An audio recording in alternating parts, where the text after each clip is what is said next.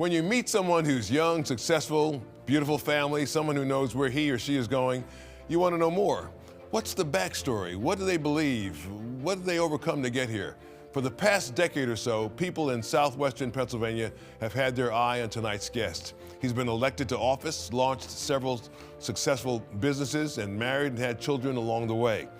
But what's his driving ambition? My special guest tonight, Jim Christiana. Please don't miss this conversation.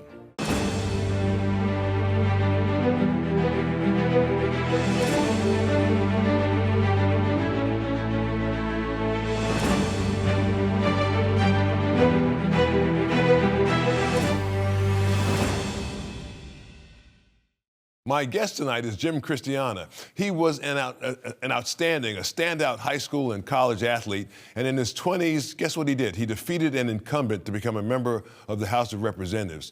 He risked it and then retired and ran for the United States Senate. And over the past few years, launched a powerhouse sports and communications enterprise that's creating jobs and giving hundreds of families in his hometown access to world-class opportunities in sports. But before he was all those things, he was delivering papers in his hometown, Beaver, Pennsylvania, and the pastor introduced him to faith in Jesus. That's where we begin the conversation tonight. Welcome, Jim, or Jimmy. It's great to see you, and tell us all a little bit about who you were back in high school and what that pastor said that changed your life. Well, it all started with a terrible nightmare. I was about 13 years old, and I had a terrible nightmare about the world ending, and I was struggling with the finality of death, and ended up getting introduced to a pastor and a youth group at a church down the road from where we lived. And I went on a mission trip, and I kind of told the youth pastor about the struggle that I was having, and, how do you get to eternity? And he told me that to accept Jesus as my Lord and Savior and to turn my life over to him. And so I did it sitting on a floor and at a dorm room on a mission trip in West Virginia.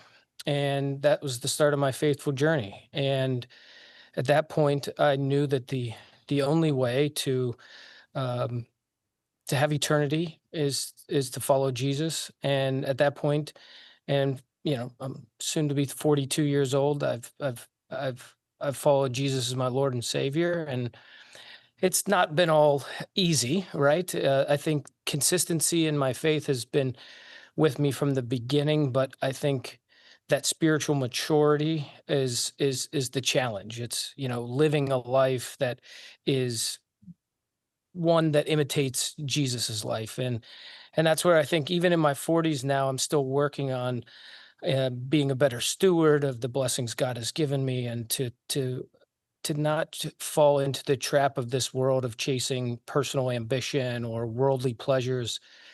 I think that's one of the things that I'll continue to work on in my faithful journey, and been working on quite a bit lately. Yeah, that's a great point, because it's a hard thing for us as human beings, even as followers of Jesus. If you're young and you've had success early on in your life, as you have, and you find yourself as a young person in your 20s, with all the success, winning elected office and, being kind of at the height, you're there in the state capitol as a young person. It takes most people years to get there if they aspire to serving that way. But to be able to do that as a young person is almost unheard of. And you got to do all that and have that early success in your life. And yet and still, you don't seem to have been, with all the success you've had in your life, you seem to be a very, very down-to-earth, humble person, a follower of Christ, somebody who's very centered on his faith. That's a wonderful thing. But I have to imagine that along the way you've had challenges, that there have been things that have been hard for you along the way. Of course, when we read somebody's bio, it just looks like a straight line upward, all their successes are in the bio, I did this, I did that, but bios never mention what was hard for people. What have been the biggest challenges you faced in your life as a young person and even as an adult? I think the challenge in my 20s and my 30s was which happened to be, I was in the state house from 25 years old to 35 years old. So I think the challenge at that point was trying to be in charge of my future and the personal ambition aspect, and therefore thinking that I was in control of my future and really having to surrender those personal ambitions to God's plan for me and to accept where God wanted to use me and accept what my assignment was at that time. I think after leaving politics and starting a business, obviously that was tremendously challenging, given most of my professional experience had been in the public sector. And I think you can fall into this false sense of security that um, you're more talented, to be honest, than you really are, that really we're a steward of the blessings that God gave us, and we should use those to further his kingdom. And I think I was one of the biggest challenges that I look back that I was dealing with was that I was chasing praise and affirmations from other people. I was trying to impress people, from the way I dressed to the way I talked on the house floor to the way I gave a speech. My motivation was to impress. And yes, I was young, and I think I had talents and was able to accomplish some things I was really proud of. But I think looking back, it was almost like I was a child. My faithful journey, I was a child, and falling into the traps of what children fall into, which is, they're interested in worldly pleasures and impressing either their parents or their teachers or their coach. In many ways, I was living my adult life chasing those same things. And so I think one of the biggest challenges is when you look back, and particularly from the lens of Jesus Christ and the model that we aspire to be, there's almost a depression that comes with falling short and not living up to what how we're called to live, and not being good stewards of our blessings, whether those are relationships, time, resources. That's not easy to overcome and to start trying to get better and moving forward. The one thing that I always say is, whether it's in business or sports, fitness, or in my faith, is that I'm kind of on this never ending pursuit of perfection, understanding I'm never going to get there. And it's can be unhealthy in every aspect of your life, but when it's centered on Christ and living and imitating in a way that Jesus did, that's probably the most rewarding pursuit of perfection that you can go after. But also it can leave some holes that from some mistakes that you'd made along the way, and understanding that, and that's where God's grace comes into it. And you really appreciate God's grace in those moments. Yeah. Well, you're hitting on a bunch of really good points, because the challenges that you faced as a young person on Capitol Hill, winning the praise of people in the press and your constituents and other members of your party, and being looked to as a rising star in the party and somebody who had a bright future in the party. All that stuff is heady stuff, and it's very, very easy to lose perspective of what really matters in life and what is most important, and who it is you serve and who you follow, and what God's plan for you might be. And but you seem to have learned all that. I mean, you stepped away from your position. You ran in the U.S. Senate primary, did a really good job in the 2022 U.S. Senate primary, but you ran in the U.S. Senate primary after having served for 10 years in the state house. And yet and still, you've also been a successful business person. You've built a business that is that on the one hand is doing great things and also successful. So I mean, you're doing great things for the young people that are able to take advantage of what M7 offers, and yet and still you're also successful, which is a nice thing. But there's a verse in the scriptures that I was reading that says something to the effect of, "Count it all joy when you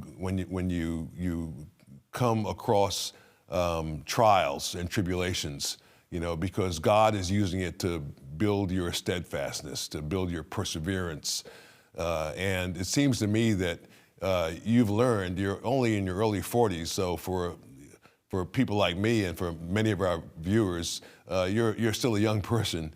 And so but it seems like you've learned a great deal from whatever those challenges that you've had are, to be pursuing what you're pursuing now, and to be able to share what you just shared a few moments ago about how you were maybe you might have been on the wrong path when you were pursuing the praise of people and the the applause of the applause of the audience, and the admiration of your fellow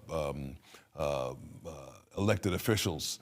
But you've grown from that, and here you are now sharing this wonderful testimony about what God has brought you through, and you seem to have the steadfastness that these trials are supposed to teach us. Which means unwavering. You're not wavering in your faith. You're very firm about who you are and what you believe and who you serve. I am, and I think that firmness was instilled in me in a young age. Like I said, that evening in West Virginia on a mission trip, that firmness was implanted. But to your point, that when you're in different environments and your assignment is different, the circumstances can change you. And I'll give you a good example of how the circumstances change you. In politics, not only are you getting the praise and the affirmation from, one side, you also can get sucked into this disdain or anger towards the enemy and the perceived enemy, as opposed to living the way we're supposed to live, which is to love our enemies and to serve our enemies when they're in time of need. Obviously, that's missing in politics. It's really hard in politics because from the day you get signed up, you're bifurcated into, D or R, and all is bad and all is good. And I think that's another growth point that I've seen in business, is that that is a real weakness in our system. And if we were to, even no matter, regardless of your faith, if you were to kind of read the Bible and read the New Testament of how we're supposed to live, and we try to mimic that, I think it would go a long way in some of the toxic environment that goes on in politics. And I don't know if I would have seen that from the outside or from the inside. I think I did recognize it and visited, my colleagues in prison, and I tried to live that. But looking back, it's like, could I have done more to truly love my perceived enemies? They weren't even real enemies; they were just perceived or created by the ecosystem of politics.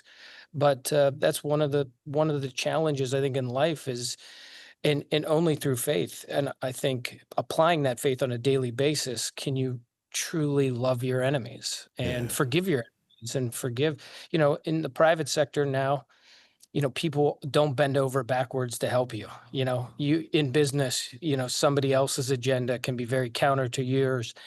And something I've been working on recently, and when you have those setbacks or people kind of work against you or to do wrong to you from a business standpoint, it's so easy just to want to wage revenge on them. And I've spent a lot of time in prayer and working on trying to live on that narrow path in Matthew 7 and live more Christ-like, and that includes forgiving people and serving even your enemies. Yeah, and how many times should we forgive according to the scriptures? One of the disciples said, "What, 7 times, Lord?" And he said, "How about 70 times 7?" I mean, Yep. that's We don't stop. We don't stop. It never stops. That's such a wonderful word, Jimmy. I mean, what you're saying is so beautiful because it's so absent from our society today. It's absent from politics.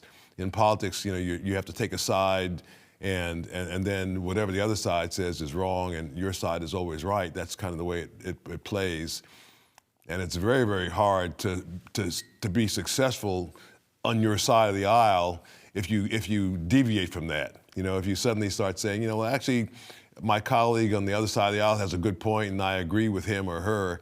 You're inviting yourself to be primaried, in the next primary by your own party. Your own party will want to get you out of there, if you start talking that way. And yet and still, we have to remember when our life ends and we stand before our Creator to give account for our lives, God's not going to look and say, you were a good Republican or you were a good Democrat. I mean, he's going to say, when I was hungry, did you feed me? When I was thirsty, did you give me something to drink? That's what he cares about. Did you listen to me? Did you forgive people when they did stuff to you? Did you love your neighbor like you loved yourself? Did you love your enemies? And all that is that's what matters. That's what the one we follow has taught us, as you so well said in the New Testament. I mean, Jesus again and again teaches us how we're supposed to live every day, and it's a challenge in this world, to be that person. And when you do the right thing, also people aren't going to clap for you. You find, if you do the right thing in business or you do the right thing in politics, and that is the Christian thing, you may not get applauded. As a matter of fact, you may lose your seat or your position. But who do we serve and who do we follow? And who's on the throne? Tell me about M7 Sports. So M7 Sports, M7 comes from Matthew 7 and specifically 13:14, where we're encouraged to seek a narrow path and to enter through the narrow gate that is taken by few and avoid the broad path taken by most. So what's the broad path? The broad path is the way everyone else does it, and the worldly approach. And that narrow path, which is much more challenging and tougher, is to live your life in a way that Jesus Christ lived, with your faith being the guiding light of that, not of the worldly pleasures. And so that's where Matthew 7 came from. And that was kind of our mission statement from the beginning, that we were going to love the people we work with, whether internally or externally. We were going to love what we do, and we were ultimately going to serve in a faithful way. And we started as a communication marketing firm, and along the way, we saw an opportunity in sports to apply that same principle to sports, and we built a sports complex that opened last August to serve the community. It was, I think, an opportunity to provide a facility that provided first-class sports, but did it in a way that was focused on serving the people of this community. And by the grace of God, and truly by the grace of God, we were able to open last August and start to fulfill that mission. And it's been a remarkable opportunity, I think, to provide a service and to provide a facility, but really to build a culture that looks at each individual kid that comes through here as an opportunity to serve them. That's our customer. And along the way, introduce them hopefully to Jesus, and introduce them to a life of fulfillment that is beyond sports. And I think that's the trap in sports. I love sports. As you mentioned, I grew up playing sports, but the kid's identity is not in their athletic ability. And I think the younger we can introduce kids to the fact that their identity is not on their performance on the athlete, as an athlete, or on the court or on the field, the better they will be for life. And unfortunately, that's one of the challenges with the youth sports boom right now, is that there's an epidemic in mental health with young folks. And, statistics show that that's even harder for athletes in this day and age. And so we can't be in the youth sports business and not recognize the negative consequences of being in youth sports, which is the mental health, which is the decline of the family, the financial consequences of youth sports these days. And so we're setting out to be a facility that recognizes that we want to help strengthen athletes, their mind, their body, and their brand, for when they go on to hopefully play in college or do whatever they want to do after life, but to get them thinking of themselves as a brand. And that's not a dirty word to us, because when you have a brand, you want to protect that brand and promote it. You understand that your actions have negative and positive consequences. These are all lessons that I think kids at a young age, if they can learn, will be in a better position for a successful, fulfilling life. And success not from making money or a job, but from happiness and a sense of purpose that's beyond sports. Well, my guest tonight is Jim Christiana, former state representative and CEO of a thriving sports enterprise in Western Pennsylvania. We're learning about the incredible way God's been leading him and his team at M7. We'll be right back. You're watching Joe Watkins' State of Independence on Lighthouse TV. Positively different. Share your comments about today's program in the comment box at joewatkins.org. Welcome back to State of Independence. If you missed this episode in full, watch it anytime on the free Lighthouse TV app, available on your favorite app store. Now, Jimmy, there's quite a bit of evidence suggesting that millennials and Gen Z kids are far more curious about spiritual things. I mean, they've got big questions. They're reading the Bible, exploring what they believe. You work with a lot of young people, obviously. Do you think they're getting any answers, especially when it comes to sports? I think they're getting closer to finding truth. And that's what I ultimately think the younger generation is seeking in this day and age with so much information at them. They're seeking truth. And when you're seeking truth and answers, the ultimate place to find those answers, whether you're 18, 25, or 42, or 52, or 82, is to go to the Bible. And I think when you focus in on becoming a student of the Bible, you will find out that there is truth there that is so refreshing and rewarding. And so I think it's a beautiful thing. And I think we should celebrate the progress that is being made. But I also think we should be challenged and a leader in trying to bring as many folks to truth and faith as we possibly can. Yeah. Well, that's a blessing. I mean, how do you advise kids in a day when, for a lot of kids who may not come from affluent families, they see how much money can be made in professional sports. And of course, everything that glitters isn't gold, and it's not all that it appears to be. I mean, we know that in professional athletics, it's just the few people at the very top that make the huge incomes, and that there are a lot of people that make more modest incomes as you go down in sports. So it's just not everything that it may seem to be. But how do you advise young kids whose eyes are kind of glistening because they see dollar signs from professional sports? Yeah, and the dollar signs are now even in college sports too, right? That's right. And That's right. NIL and NIL going to high school. So now I think kids are seeking a financial reward for sports, and some families are seeking a return on their investment at a young age. So the first thing my approach is to be present. And to be present and try to get them to understand that even if you're Tom Brady, there's life after sports. At some point, your life as an athlete is going to end.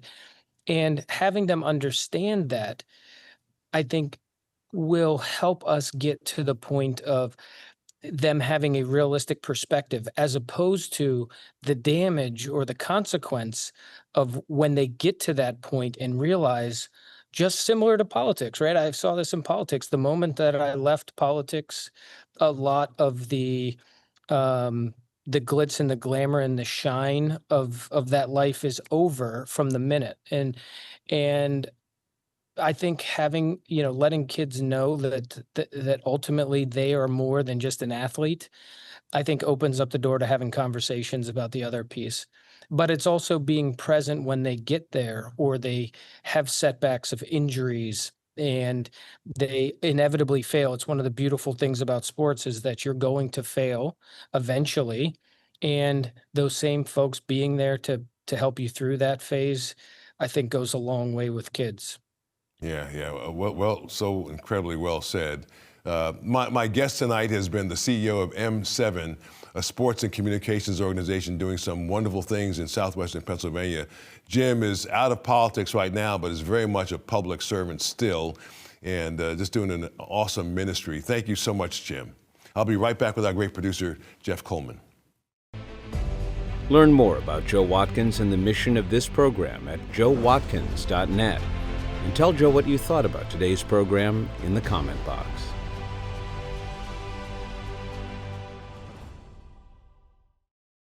And now let's talk to our great producer, Jeff Coleman. I guess there's something magical about entering your 40s because you have just enough room to look back and see how God works. And you get a sense that, as Jimmy was talking about, your self-directed ambitions aren't the point. They're not the plan.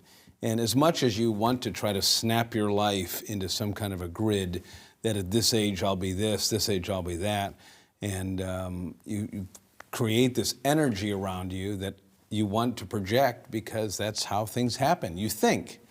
But what Jim, just in knowing him for many years now and watching his life become more and more and more dependent on God for the next steps, less and less self-assured about what he should be doing next or what he should be looking at, is such an encouraging thing. What a great example. Yeah, it's really helpful to, I think, everybody watching, to see how God is using him and to see how his narrative has changed. Yeah. And who he serves, who he follows. And I love what he's doing with these young people. I mean, I just think that's just invaluable. That's a 40,000 square foot facility that has, whenever those doors are open, there's just a perpetual line of cars and minivans and SUVs and people of all different economic backgrounds and all different life experiences. But not only to be able to find the rules of the game, but then it was fascinating. Jim entered into this conversation with you about a brand. The brand is not a dirty word. Because there is, I think, something dirty about the idea that a brand for the sake of having a brand, being famous, having a big name, I think that's a low bar and a wrong bar to set. But as he defined it, was interesting, which was that the brand is about consistency over time, looking at your life and saying, I really meant what I said when I said, as he has, I follow Jesus, or I really meant what I said, that my life is not defined by the game, but by the way I play, by my ability to walk away from the game and not have your life collapse. What he is doing there is preparing people for the day when you no longer play the game. Yeah. And the rest of life begins. And you are not defined at 50 or 60 or 70 by the records you set in high school. That's really important. Yeah. So I love what they're doing. I love what M7 is doing. I love what Jimmy's doing. And very encouraging to me, who never played sports a day in his life. Yeah, well, it's a good message for all of us, actually. A really good message for all of us. Jim Christiana came to faith because someone shared the good news of Jesus. Maybe that's just what you needed to hear to give the young person in your life that same life-transforming news. So don't hesitate. It may be the most important conversation you'll ever have. If you have a question or comment, send me a message in the comment box at joewatkins.org. Don't hesitate. I'd love to hear from you. From America's first capital, Philadelphia, I'm Joe Watkins, and for Jeff Coleman and the entire team behind the cameras at Lighthouse TV, thanks so much for watching. God willing, we'll see you again next week. That's a good story. It's neat to see people when they're out of politics and when they don't have to worry anymore about pleasing folks, and pleasing the base. Yeah. What would you do if you didn't have to ask for a vote? Yeah. I mean, how would you live? That's right. If it did not depend on whether or not you would win the next election.